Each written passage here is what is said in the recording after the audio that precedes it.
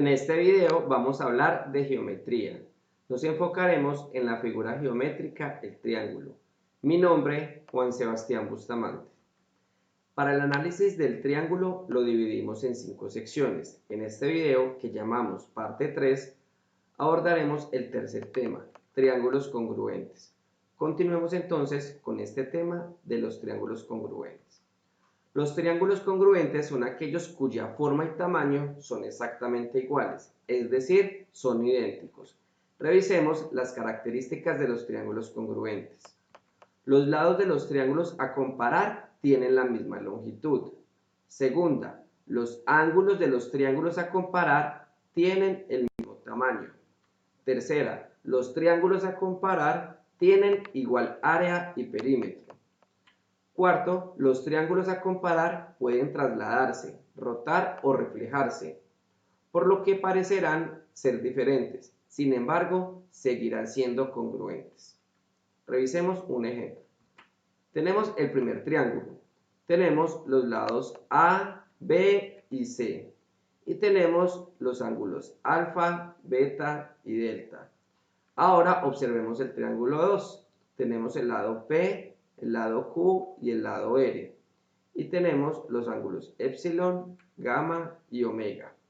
Procedamos entonces a analizar los ángulos de ambos triángulos para saber si son congruentes, es decir, si son exactamente iguales en forma y tamaño. Primero, tenemos que los ángulos alfa y epsilon son iguales. Segundo, los ángulos beta y gamma son iguales. Tercero, los ángulos delta y omega son iguales.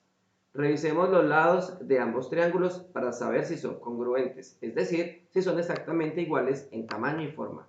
Primero tenemos que los lados A y P son iguales. Segundo, los lados B y Q son iguales. Y tercero, los lados C y R son iguales. En conclusión, se cumplen las características tanto de sus lados como de sus ángulos, que son iguales. Por ende, se puede concluir que son triángulos congruentes. Pero ¿cómo sabemos si dos ángulos son congruentes? Pues se puede identificar mediante 4 posibilidades. Para todas es necesario conocer 3 medidas, o sea, conocer por lo menos 3 medidas de ambos triángulos para determinar si estos dos triángulos son congruentes. Revisemos la primera posibilidad. Conocemos los 3 lados de un triángulo. Se conoce como LLL, es decir, lado, lado, lado. Se conocen las 3 medidas que nos dice la teoría que necesitamos. ¿En qué consiste? Cuando los 3 lados del triángulo 1 son iguales a los 3 lados del triángulo 2, entonces se concluye que son congruentes. Revisémoslo gráficamente para mejorar el concepto. Del triángulo 1 tenemos los lados A, B y C. Y del triángulo 2 tenemos los lados P, Q y R. Procedamos entonces a realizar el análisis de los 3 lados. Tenemos que A es igual a P, B es igual a Q y C es igual a R. Como se cumplen las características de LLL, se puede concluir que son triángulos congruentes. A pesar de que visualmente son diferentes, no lo son. El triángulo 2 es una rotación del triángulo 1. Analicemos la segunda posibilidad, lado, ángulo, lado, es decir, L a L. Se conocen las 3 medidas que nos dice la teoría que necesitamos. ¿En qué consiste? Cuando dos lados y el ángulo entre ellos del triángulo 1 son iguales a 2 lados y al ángulo entre ellos del triángulo 2, entonces se concluye que son congruentes. Revisémoslo gráficamente. Del triángulo 1 tenemos los lados A y C y el ángulo entre ellos que llamamos alfa. Del triángulo 2 tenemos los lados P y R y el ángulo entre ellos que llamamos epsilon.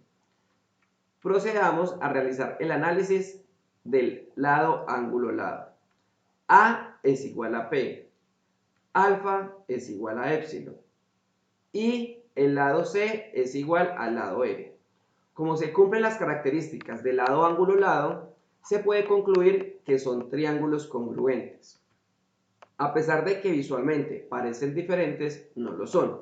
El triángulo 2 es una rotación del triángulo 1. Examinemos la tercera posibilidad. Ángulo, ángulo, lado. Se conocen las tres medidas que exige la teoría. ¿En qué consiste?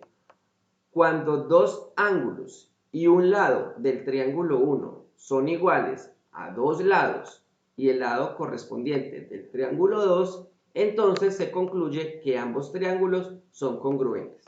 Revisémoslo gráficamente. Del triángulo 1 tenemos los ángulos beta y delta y el lado entre ellos B.